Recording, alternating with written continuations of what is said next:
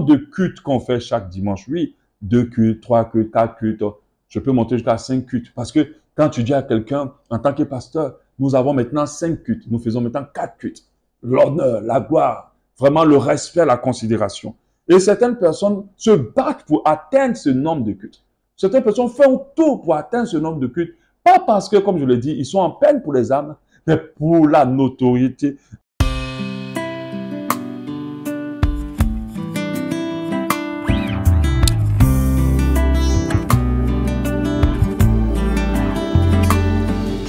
Shalom à vous tous, que Dieu vous bénisse. Je suis réellement dans la joie de me retrouver en ce début de semaine pour une autre capsule de Retour à la croix. Retour à la croix, c'est une série de capsules qui va interpeller le peuple de Dieu et surtout les serviteurs de Dieu sur l'importance de la croix au sein de l'Église. Nous sommes arrivés dans une période où la croix a été mise de côté et beaucoup de doctrines, beaucoup de pratiques qui n'ont rien à voir avec la croix ont infiltré l'Église. On a même oublié que l'Église existe à cause de l'œuvre de la croix. Donc je suis là pour partager la deuxième capsule de notre saison 3 à cette belle matinée de lundi. Et donc nous allons voir aujourd'hui à la poursuite des chiffres. À la poursuite des chiffres, c'est ce que je vais partager avec vous en ce lundi de cette semaine. Le monde dans lequel l'Église du Seigneur évolue et aime les chiffres, accorde de la valeur aux choses en fonction de l'importance de leurs chiffres. C'est un monde tellement impacté par le capitalisme qui n'a Dieu que pour les nombres et qui accorde de grande importance et à presque tout en fonction des chiffres. Alléluia. Si le Seigneur me permet aujourd'hui, dans cette capsule de Retour à la croix, de parler des chiffres, c'est que l'Église du Seigneur, comme les gens du monde, s'est aussi mise à la poursuite des chiffres et cela compromet de plus en plus l'Église elle-même. La parole de Dieu ne nous dit-elle pas qu'il ne faut pas que nous nous conformions au siècle présent? Pourtant, de nos jours, les enfants de Dieu ont pratiquement, certains enfants de Dieu ont les mêmes regards que les gens qui n'ont pas encore été éclairés. Lisons Romains 12, 2. Ne vous conformez pas au siècle présent, mais soyez transformés par le renouvellement de l'intelligence, afin que vous discerniez quelle est la volonté de Dieu, ce qui est bon, agréable et parfait. N'est-ce pas un verset important pour chacun de nous, de chacun des enfants de Dieu? Quelqu'un me dira alors, en entendant le thème de cette capsule à la poursuite des chiffres, mais pasteur, de quoi parlez-vous en mentionnant la poursuite des chiffres et en quoi cela concerne-t-il l'Église de Dieu? Quand je parle de la poursuite des chiffres, je ne fais pas allusion à la numérologie, comme on entend, il y a même des enseignements là-dessus, mais plutôt à autre chose. Je veux parler de 4 types de chiffres qui apportent la notoriété, de l'importance, de la valeur, de la considération des honneurs dans la société, dans le monde dans lequel nous vivons, et qui malheureusement sont les hommes du monde les recherchent et malheureusement aussi l'Église du Seigneur. Donc l'Église du Seigneur s'est mise aussi à la poursuite de ces mêmes chiffres tels que les hommes du monde parce qu'ils connaissent l'importance de ces chiffres. Parlons directement de ces 4 catégories. La première catégorie la plus importante des chiffres dans ce monde dans lequel nous sommes, c'est le chiffre du compte en banque. Le chiffre du compte en banque. L'argent que tu as dans ton compte. L'argent, beaucoup d'argent. Voilà la motivation de plusieurs personnes. Et malheureusement, des enfants de Dieu, des serviteurs de Dieu, s'enrichir à tout prix, s'enrichir pour les mêmes raisons que les gens du monde. Car l'argent répond à tout, nous le dit la parole de Dieu. Mais surtout, quand on a beaucoup d'argent, nous acquérons du pouvoir dans ce monde. Nous avons des regards de considération, beaucoup d'honneur et beaucoup de respect. S'enrichir n'est pas égal à avoir de l'argent pour ses besoins. Oui, parce que s'enrichir n'est pas égal à avoir de l'argent pour ses besoins. Dieu veut que nous cherchions de l'argent pour nos besoins. Nous cherchons de l'argent pour être riches pour lui, mais nous ne cherchons pas de l'argent pour nous enrichir. Alléluia. Les gens du monde vivent pour devenir de plus en plus riches, de sorte que certains sont prêts à tout pour pouvoir avoir plus d'argent. Et certains même ont dans leur compte en banque des budgets d'État pendant qu'il y a d'autres personnes qui n'arrivent même pas à avoir rien qu'un sou pour pouvoir manger. J'entends quelqu'un me dire, qu'est-ce qu'il y a de mal plutôt à chercher de l'argent? Pour répondre, j'aimerais simplement lire 1 Timothée 6, de verset 6 au verset 10. Ce passage nous dit, c'est en effet une grande source de gain que la piété avec le contentement. La Bible dit que nous gagnons lorsque nous apprenons à nous contenter de ce que Dieu nous donne.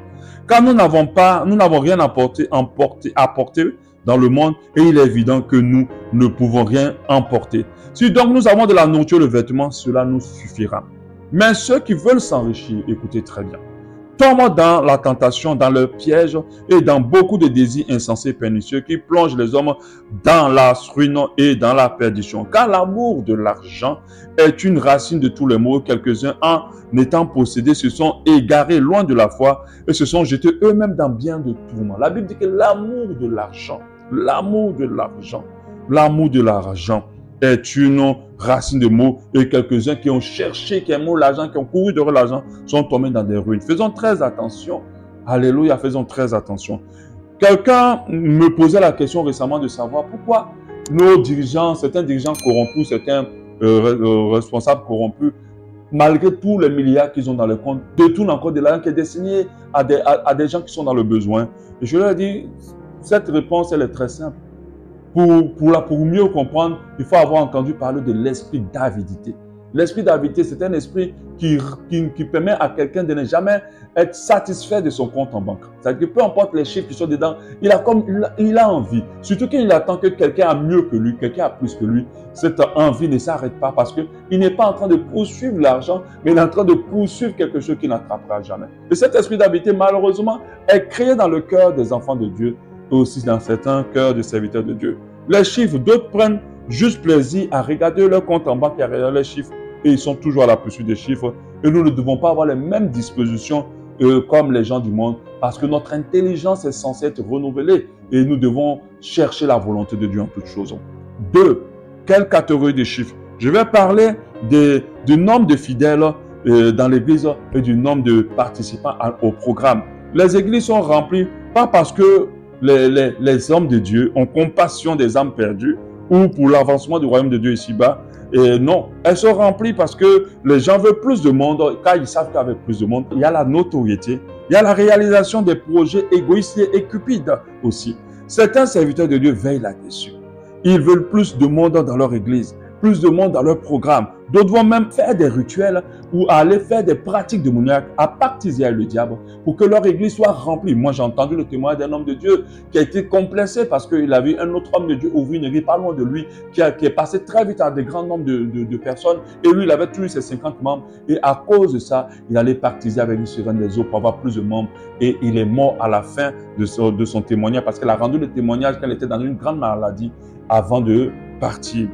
Parce que d'autres veulent beaucoup de monde dans leur église, ils n'ont pas compassion des gens. Ils sont à la poursuite des chiffres. Ils le font pas pour la peine des âmes, pour avoir de la considération, être adulé, honoré, respecté. Ils reçoivent énormément de dons et beaucoup d'argent parce que plus de monde est synonyme, dans une église, est synonyme aussi de plus d'argent. Faisons attention au dénombrement parce que les dénombrements ont failli créer des problèmes à quelqu'un dans la parole de Dieu. Cette personne, c'est David.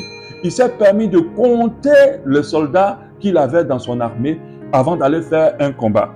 Et cela a énervé Dieu. La parole de Dieu dit en 1 Chronique 21:1, Satan se leva contre Israël et excita David, le roi David, à faire des dénombrements d'Israël. Il a fait ce dénombrement pas parce qu'il voulait autre chose, mais il se disait une grande armée, c'était assurément la victoire. Pendant qu'il avait un Dieu puissant qui avait utilisé Gideon avec une petite armée pour remporter une victoire. Et ça énervait Dieu. Il a envoyé son chef armée pour pouvoir compter cette armée-là. Et eux-mêmes, ils n'étaient pas d'accord. Joab n'était pas d'accord. Mais il est parti parce qu'il savait que ce n'était pas dans la volonté de Dieu. Et à cause de ça, Dieu l'a sanctionné. Et il devait être frappé d'une peste pendant 3 jours. Et quand l'ange de Dieu partait pour les maudire, Dieu a eu pitié quand même de lui. Mais il a failli perdre sa vie. La poursuite des chiffres, continuons à parler. En 3, le nombre de cultes qu'on fait chaque dimanche. Oui, 2 cultes, 3 cultes, 4 cultes. Je peux monter jusqu'à 5 cultes. Parce que quand tu dis à quelqu'un, en tant que pasteur, nous avons maintenant 5 cultes. Nous faisons maintenant 4 cultes. L'honneur, la gloire, vraiment le respect, la considération. Et certaines personnes se battent pour atteindre ce nombre de cultes. Certaines personnes font tout pour atteindre ce nombre de cultes. Pas parce que, comme je l'ai dit, ils sont en peine pour les âmes, mais pour la notoriété associée à ce nombre de chiffres. Quand certaines églises, lorsqu'ils sont encore à un culte, ils se sentent dans l'échec. Ils se sentent dans le statu quo. Ils se sentent dans la pète. Et ils ne sont pas à l'aise. Parce que chez eux, c'est les chiffres qui sont importants. Faisons très attention. le regard que nous portons sur les choses, ce n'est pas le même regard que Dieu porte sur les choses. Dieu ne considère pas, n'accorde pas de la valeur aux gens ou au ministère à cause du nombre de personnes à l'intérieur. Il accorde de la valeur aux choses à cause de sa volonté. Quand nous faisons les choses en phase avec lui, quand nous faisons les choses par amour pour les âmes, quand nous faisons les choses aussi pour l'avancement concret de son royaume, oui, on peut avoir des hommes bondés dans une assemblée sans qu'il n'y ait pas grand monde de convertis. Donc faisons très attention. Oui, Dieu regarde plutôt au cœur. Oui, avoir beaucoup de cultes, c'est une bonne chose, mais faisons très attention, suivons les pas du Seigneur. En 4, pour gagner du temps, le nombre de vues, de likes, de followers, d'abonnements, ainsi de suite, avec l'avènement d'Internet qui nous apporte beaucoup de bien. Depuis qu'Internet est arrivé, l'évangile avance très bien. Moi, j'ai été à plusieurs fois édifié par Internet. J'ai aussi beaucoup appris par Internet grâce à Internet.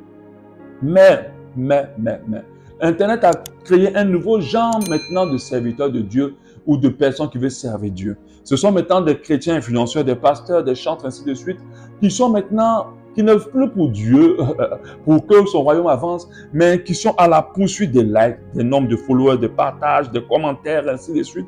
Ils sont maintenant omnibulés par cela. Ils prennent leur téléphone, le premier réveil qu'ils font, c'est de voir combien de vues, combien d'abonnés, combien voilà. Et c'est ça. Malheureusement, nous sommes arrivés à un niveau encore plus grave parce qu'on met sur des estrades, des grands estrades, des personnes qui ont soit des grands nombres de followers, mais qui n'ont aucun appel, qui n'ont aucune consécration, qui n'ont aucun témoignage, parce qu'ils ont plus de monde, on les invite. Mais bien sûr, ceux qui les invitent aussi sont attachés à la poursuite des chiffres, parce qu'ils savent qu'inviter de telles personnes, c'est d'avoir beaucoup de monde dans leur programme, c'est d'avoir aussi beaucoup d'argent, c'est d'avoir aussi beaucoup de notoriété, c'est d'avoir des photos impressionnantes, ainsi de suite. Et c'est cela en fait qui se passe. On ne va pas inviter un saint serviteur de Dieu qui a de l'impact. Impact sur les âmes. C'est-à-dire qu'il y a des serviteurs de Dieu qui n'ont pas du monde derrière eux. Mais invitez-les dans un programme et les gens vont pleurer de se repentir de leurs péchés, abandonner leur mauvaise voie. Il y aura des conversions, des délivrances, et ainsi de suite. Ah non, ça, c'est pas le but. On veut ceux qui nous envoient du monde. Et voilà ce que... Parce que les gens courent derrière ce qu'on appelle la notoriété. Ils courent derrière ce qu'on appelle la notoriété au lieu de courir derrière la renommée. Il y a une différence entre la notoriété et la renommée. Je vais en parler dans une autre capsule parce que la renommée est associée à Jésus. La Bible dit que la renommée de Jésus se tendait des contrées dans les contrées. Oui, mais la notoriété, faisons très attention, elle est dangereuse. On invite les gens, comme je l'ai dit, à cause de leur notoriété. Et malheureusement, on a tellement de scandales derrière cette notoriété-là parce qu'on regarde aux chiffres. Pour terminer, chercher de l'argent, avoir plus de fidèles, plus de monde dans notre ministère, avoir des likes, beaucoup d'abonnés, beaucoup de followers, beaucoup de partages, beaucoup de commentaires, ce n'est vraiment pas mauvais en soi. Vraiment pas mauvais. Ce qui est dangereux, je vous dis, j'insiste cette partie, ce qui est dangereux, c'est lorsque nous faisons tout pour avoir ces choses-là.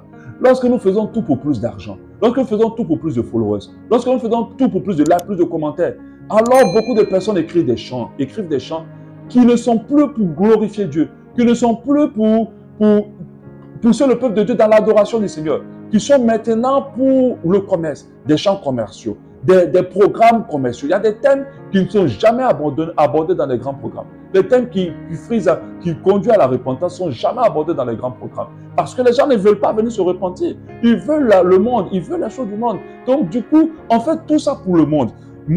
Ce qui est dangereux, c'est de pouvoir faire tout pour les likes, c'est de pouvoir faire tout pour les followers, pouvoir faire tout pour les abonnements. Il y a des gens qui se lèvent le matin et disent, oui, il y a telle personne qui a plus d'abonnés que moi, et ça, il faut que je dépasse cette personne.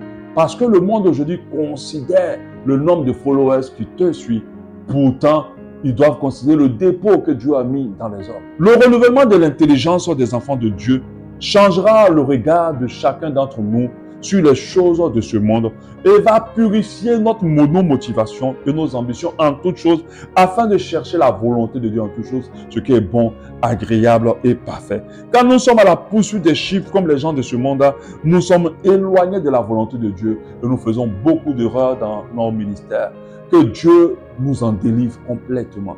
Que Dieu te bénisse et à lundi prochain.